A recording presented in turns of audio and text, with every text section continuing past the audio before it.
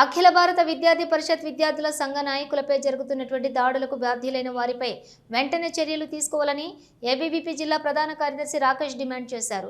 కరీంనగర్లోని తెలంగాణ చౌక్ వద్ద ఏబీవీపీ ఆధ్వర్యంలో నిరసన ఆందోళన కార్యక్రమం నిర్వహించారు. ఈ సందర్భంగా రాకేష్ మాట్లాడుతూ తెలంగాణలో ఏబీవీపీ నాయకులపై కాంగ్రెస్ గూండాల్లా దాడులు కొనసాగుతున్నాయన్నారు. ఇటీవల హుస్నాబాద్ ప్రాంతంలో ఆదిత్య అనే ఏబీవీపీ నాయకుడిపై దాడి చేసిన వ్యక్తులపై చర్యలు తీసుకోవాలని డిమాండ్ చేశారు. ఈ కార్యక్రమంలోని పలువురు నాయకులు పాల్గొన్నారు.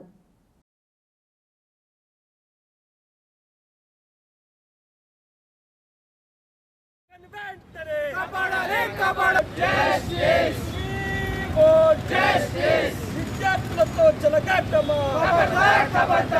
ఖండించాలి. విద్యార్థి నాయకులపై దాడులను వెంటనే ఖండించాలి.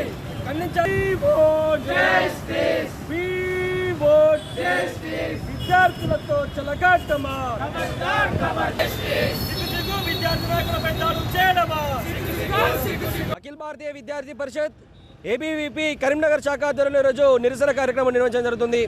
ఏదైతే మొన్నటికి మొన్న ఆపరేషన్ కగారును స్వాగతిస్తూ దానికి మద్దతుగా అఖిల భారతీయ విద్యార్థి పరిషత్ ఆధ్వర్యంలో అనేక రకాల కార్యక్రమాలు నిర్వహిస్తున్న నేపథ్యంలో మొన్నటికి మొన్న హుస్నాబాద్ కేంద్రంలో ఏదైతే సిద్దిపేట జిల్లా కన్వీనర్ యొక్క ఆదిత్య పైన యొక్క తెలియని దుండగులు యొక్క కార్యక్రమాన్ని చేసిన తర్వాత విద్యార్థి నాయకులపై దాడి చేయడం ఎంతవరకు సమంజసమని చెప్పేసి ఈ సందర్భంగా సూటిగా ప్రశ్నిస్తా ఉన్నా.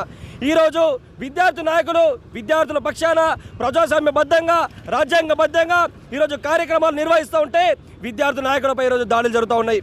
గతంలో ఎన్నడూ కూడా ఇలాంటి దాడులు జరగలేదు. ఈరోజు రాష్ట్ర ప్రభుత్వం కూడా కనీసం స్పందించలేదు.